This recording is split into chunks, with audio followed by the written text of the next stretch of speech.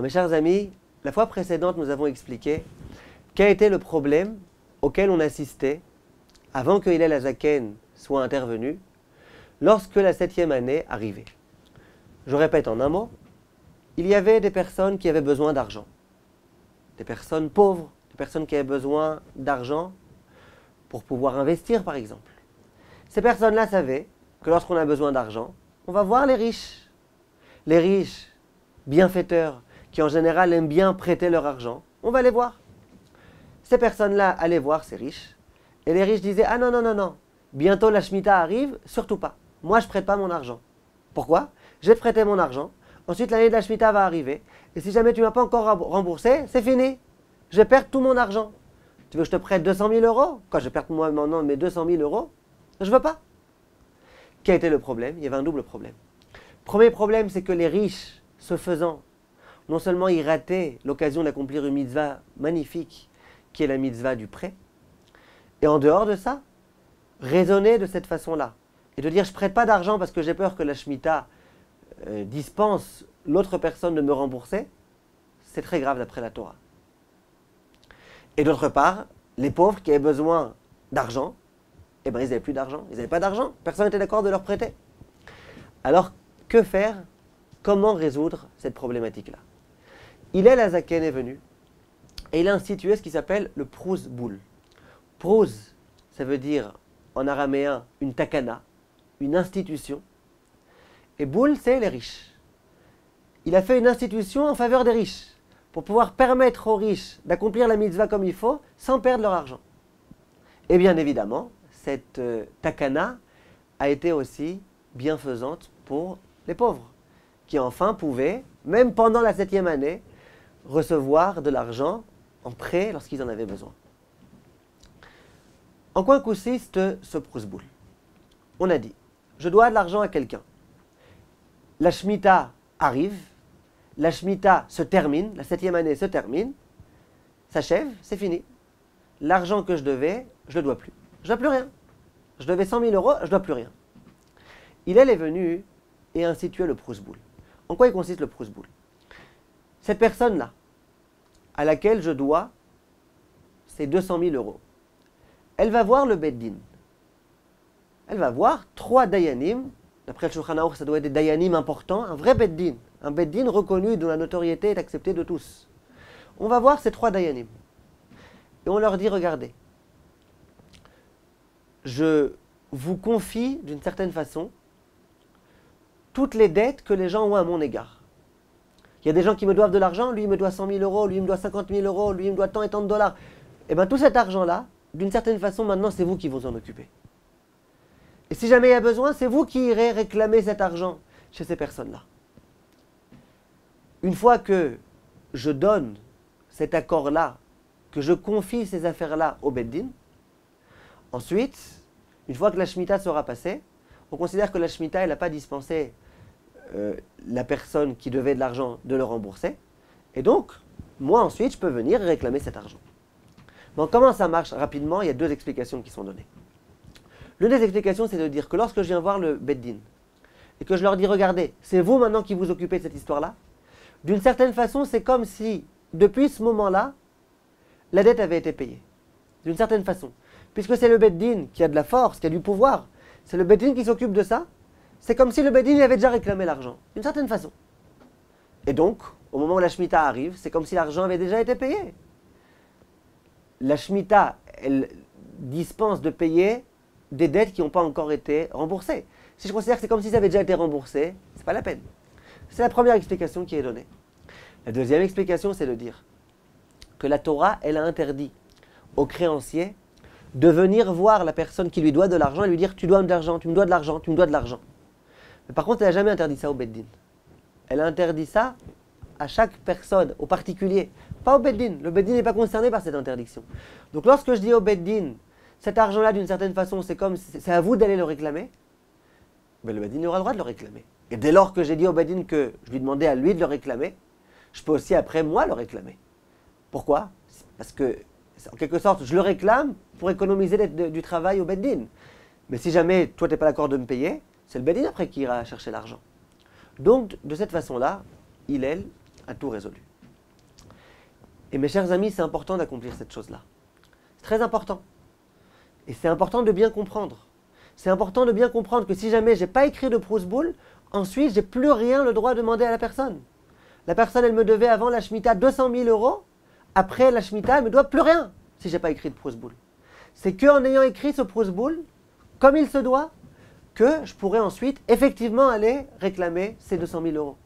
Donc c'est important. Et une personne qui n'a pas accompli le Prousboul, eh ben c'est fini. Après, elle ne peut plus réclamer son argent. Et si elle réclame, c'est une interdiction de la Torah. Donc, c'est une halakha à bien connaître. Dans le Prousboul, donc il y a bien évidemment le texte qui est rédigé, plus ou moins comme je vous l'ai dit là en français. En principe, on devrait aller voir le Beddin et signer ce texte-là, cet acte-là, devant le Beddin. Simplement, c'est compliqué d'aller voir un Beddin. C'est très compliqué. Surtout qu'en général, comme je vais vous expliquer dans un instant, on écrit ce Prousboul juste avant Rosh Hashanah. Vous imaginez bien qu'avant Rosh Hashanah, on a d'autres choses à faire qu'aller faire la queue devant le Beddin, 200 000 personnes qui viennent faire la queue. Donc, Rachamim ont institué qu'on pouvait aussi rédiger, écrire, signer ce Prousboul-là, pas forcément devant un Beddin, mais devant 2 témoins. Ça veut dire, sur le papier, il est écrit, à peu près, le texte est le suivant, je vous le lis si vous voulez. Il est écrit, nous sous-signons les témoins, un tel et un tel, que est venu nous voir un tel, donc le créancier, celui auquel on doit de l'argent, est venu nous voir. Et il nous a dit, écoutez bien, tout l'argent qu'on me doit, je le confie au Dayanim, Rav un tel et Rav un tel. Et je leur confie cette dette de sorte à ce que le jour où je voudrais, je pourrais venir réclamer cette somme. Et ensuite, on signe la date à laquelle on a écrit ce Prousboul, et les 2 témoins devant lesquels j'ai dit cette chose-là, eux aussi doivent signer. Les Dayanim, ils n'ont pas signé, c'est pas grave. C'est pas la peine que les Dayanim signent. S'il y a 2 témoins qui disent que de façon explicite, j'ai confié toutes les dettes qu'on me devait au Beddin, c'est suffisant. Le Beddin n'est pas au courant, il n'y a pas besoin d'être au courant. C'est même pas la peine d'ensuite envoyer cet acte-là au Beddin. C'est pas la peine, cet acte il reste chez moi à la maison. Si après je le perds, cet acte-là, c'est pas grave non plus. J'ai le droit et on me fait confiance lorsque je dis j'ai écrit un Prousboul et ensuite il s'est perdu. Simplement, a priori, on essaye de le garder au moins jusqu'à Rosh Hashanah de la 8e année. Au moment où vraiment, n'était-ce le fait qu'on ait écrit un Prousboul, toutes les dettes auraient été complètement annulées. Voilà de quelle façon, plus ou moins, rapidement, ça fonctionne. Ensuite, il faut savoir que ce Prousboul, si jamais je ne peux pas le faire moi-même, imaginez pour une raison ou pour une autre, je ne peux pas moi-même venir voir 2 témoins et leur dire écoutez, venez, on écrit le Prousboul. Je ne peux pas. Alors beaucoup de poskim, le Rav Ovadia Yosef entre autres, le Rav Ben Zion Abba Shaul entre autres, disent qu'on a le droit de nommer quelqu'un shaliach, envoyé, émissaire pour le faire à notre place. C'est moi je ne peux pas aller voir 2 édim, 2 témoins. Simplement je sais que mon ami, de toute façon lui il va aller voir 2 témoins pour les dettes qu'on lui doit à lui-même. Alors je peux lui dire regarde, au moment où tu vas faire signer les témoins, remplis 2 actes. Un acte pour toi, c'est la façon que tu allais faire, et un acte pour moi. C'est toi qui vas le faire à ma place. Et ça fonctionne. Si on peut, vaut mieux aller voir soi-même les témoins.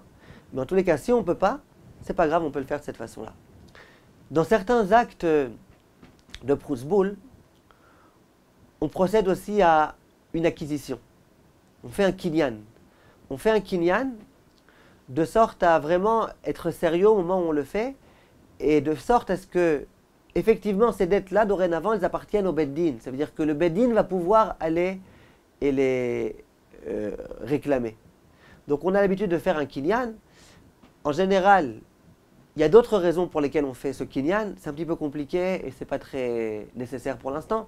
Donc, ce n'est pas la peine de les préciser.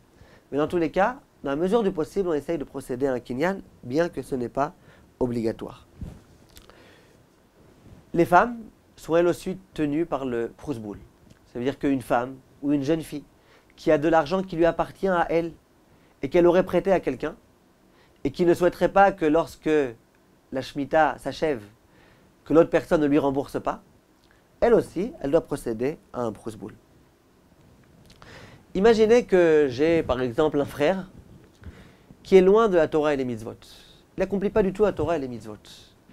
Si je lui raconte cette histoire-là, qu'à la fin de la Shemitah, il n'aura plus le droit de réclamer l'argent qu'on lui doit, il va se moquer de moi. Simplement, moi, je l'aime, c'est mon frère, et je sais que lorsqu'il va aller réclamer ces dettes-là, après Rosh Hashanah, il va faire quelque chose d'interdit. Est-ce que j'ai le droit, même sans lui demander la permission, d'écrire un brousse-boule pour lui? Disent de nombreux décisionnaires que j'ai le droit. Pourquoi j'ai le droit? Parce que, à partir du moment où j'aurai écrit ce brousse-boule est dans son intérêt à lui, c'est pour son bien à lui, c'est pour lui éviter de commettre une avéra. Donc j'ai la possibilité, bien qu'il n'est pas au courant, de lui donner ce qu'on appelle en hébreu un srout, ce mérite-là. C'est un mérite pour lui. C'est pas quelque chose qui est censé l'embêter, c'est pas quelque chose qui va lui faire perdre quoi que ce soit. Donc j'ai le droit de le faire pour lui. Le Chazon Ish disait que si la personne pour laquelle je viens procéder à ce brousse-boule, c'est quelqu'un qui n'est pas du tout religieux et qui se moque de tout, alors s'il se moque du brousse-boule, il se moque. Moi, la raison pour laquelle je le fais, c'est parce que c'est un mérite pour lui. Mais s'il lui est dit, pour moi, c'est pas un mérite, pour moi, c'est des bêtises, tout ça. Dit le Chazon Ish, eh ben, ça sera un problème. Il n'y croit pas à ce brousse-boule. Comment tu peux faire un brousse-boule alors qu'il n'y croit pas, alors qu'il n'est pas intéressé à le faire? Comment tu peux le faire en son nom? Simplement, beaucoup de décisionnaires, dont le Rav Ovadia, disent que c'est pas tout à fait vrai. Pourquoi? Parce qu'au jour d'aujourd'hui, en général, les personnes qui sont loin de Torah et des mitzvot, c'est pas que c'est par principe. C'est pas qu'elles veulent pas. C'est pas que leur intérêt c'est de se moquer de Hachem. Chas v'shalom. C'est des personnes qui n'ont pas le courage, qui ne sont pas suffisamment informées, qui n'ont pas les nerfs. Mais si ces personnes-là, on leur dit, tu sais, tu n'as rien besoin de payer, au contraire, tu as tout à gagner, ben bien sûr qu'elles seraient d'accord de le faire. Et donc, pour ce genre de personnes, en tous les cas, on peut écrire un brousse-boule en leur nom. Autre point important. Lorsque j'écris un brousse-boule, ce brousse-boule-là, il concerne toutes les dettes qui avaient été faites avant la date de la rédaction du brousse-boule. C'est-à-dire qu'imaginez que, durant la 7e année, au lieu de rédiger ce brousse-boule juste avant la fin de la 7e année, je décide de rédiger ce brousse-boule au milieu de la 7e année. Au mois de Nissan de la 7e année de la Shemitah, je rédige le brousse-boule. Et que 2 jours après avoir rédigé ce brousse-boule, je prête 100 000 € à quelqu'un. Et bien là, lorsque l'année de la Shemitah va arriver, ces 200 000 €, je les ai perdus. Ah, mais j'ai écrit un brousse-boule? Non. Le brousse-boule, il concerne les 200 000 € que tu as prêtés avant d'avoir rédigé ce brousse-boule. Les dettes d'après, elles, pas du tout. Elles ne sont pas concernées. C'est pour ça que d'une façon générale, on rédige ce brousse-boule juste avant Rosh Hashanah. Étant donné que le moment à partir duquel toutes les dettes sont effacées, c'est à l'issue de la 7e année. C'est-à-dire au moment où Rosh Hashanah de la 8e année arrive. Voilà pourquoi on rédige juste avant, un petit peu avant, la veille de Rosh Hashanah en général, on rédige ce brousse-boule. Si on veut quelques jours avant, on peut. En tous les cas, en sachant bien qu'ensuite, si on prête de l'argent à quelqu'un pour une brève durée et que la date du remboursement tombe avant Rosh Hashanah et que l'autre n'a pas remboursé, eh ben c'est fichu puisque je n'ai pas écrit de brousse-boule. Le brousse-boule, je l'avais écrit avant. Ça, c'est un point important. Imaginez que j'habite aux États-Unis et que j'ai prêté de l'argent à des personnes qui habitent en Israël. Maintenant, vous savez qu'il y a un grand décalage horaire. Au moment où, en Israël, le Rosh Hashanah de la 8e année entre, aux États-Unis, on est encore la veille de Rosh Hashanah. Justement, le moment où on est en train de commencer à écrire les brousse-boules. La question qui va se poser et qui a intrigué les décisionnaires est la suivante. Imaginez que la personne qui me doit de l'argent, pour elle, Rosh Hashanah est déjà entré. Ça y est, c'est fini. Est déjà entré, et moi, je n'ai pas encore écrit mon brousse-boule. Moi, je me suis dit, j'ai jusqu'à l'entrée de Rosh Hashanah chez moi en Amérique. Simplement, lui, il se dit, ben non. Moi, dès lors que Rosh Hashanah est entré en Israël, eh ben c'est fini. Comment on fait dans ce cas-là? Et les décisionnaires, ils se sont posé la question. La plupart des décisionnaires ont dit, non, ça dépend de l'endroit où se trouve le créancier, la personne qui a prêté de l'argent. Si moi qui ai prêté de l'argent à l'Israélien, j'habite en Amérique, je peux écrire mon brousse-boule jusqu'à l'entrée de Rosh Hashanah en Amérique. Ah, mais la personne qui me doit de l'argent, pour elle, c'est déjà Rosh Hashanah. D'accord, pour elle, c'est déjà Rosh Hashanah. C'est déjà Rosh Hashanah, mais pour moi, c'est pas encore. Donc moi, je peux encore rédiger mon brousse-boule. Mais il y en a qui ont voulu dire, non, pas forcément. Le Rav Shlomo Zalman Auerbach, il s'est interrogé. Il s'est dit pas forcément. Pourquoi pas forcément? Il dit, La personne qui me devait de l'argent, pour elle, c'est déjà Rosh Hashanah. Donc l'interdiction de réclamer de l'argent dès lors que la 7e année est passée, peut-être qu'on peut la calculer par rapport à la personne qui me doit de l'argent. On ne sait pas très bien. Donc en pratique, on préfère rédiger le Prusboul à un moment où ni la personne qui a prêté de l'argent, ni la personne qui a reçu ce prêt ne se trouve encore déjà à Rosh Hashanah. Ça veut dire la veille de Rosh Hashanah. Donc aux États-Unis, si jamais on a prêté de l'argent à des personnes qui habitent en Israël, que de bon matin ou en début d'après-midi, en tous les cas, à un moment où on est sûr qu'en Israël, ce n'est pas encore Rosh Hashanah, qu'à ce moment-là, on rédige le Prusboul. Il y a certaines personnes qui souhaitent pouvoir accomplir la mitzvah comme il se doit de Shemitah. Avant que Hillel vienne, il y avait une mitzvah de Shemitah. Ça veut dire que j'avais prêté de l'argent à quelqu'un. L'année de la Shvit est arrivée. Et ce prêt-là, ça y est, c'était fini. Il n'y avait plus de prêt. C'est comme ça que ça fonctionnait à l'époque, avant que Hillel arrive. Il y a des personnes qui disent, d'accord, Hillel, il est venu pour les personnes qui ne sont pas très bien intentionnées, pour les personnes qui, sans cela, n'auraient pas prêté d'argent. Moi, j'ai envie d'accomplir la halakha de la Torah comme il se doit. Alors, ces personnes-là, on leur dit, écoute, si tu veux, tu peux écrire un Prusboul. Parce que malgré tout, il y a des gens qui te doivent 100 000 $, 200 000 $. Pour ces personnes-là, écris un Prusboul. Et procède à un prêt, un petit prêt, un prêt de 50 € si tu veux. Et ce prêt-là, tu ne l'inclus pas dans ton Prusboul. C'est un prêt sans Prusboul. Et voilà, 1 mois et demi avant Rosh Hashanah, ou alors même si tu veux, la veille de Rosh Hashanah, tu prêtes cet argent en disant à la personne, voilà, il faut que tu me la rendes avant Rosh Hashanah. Dès que le moment de Rosh Hashanah arrive, c'est fini. Cette personne ne me doit plus d'argent.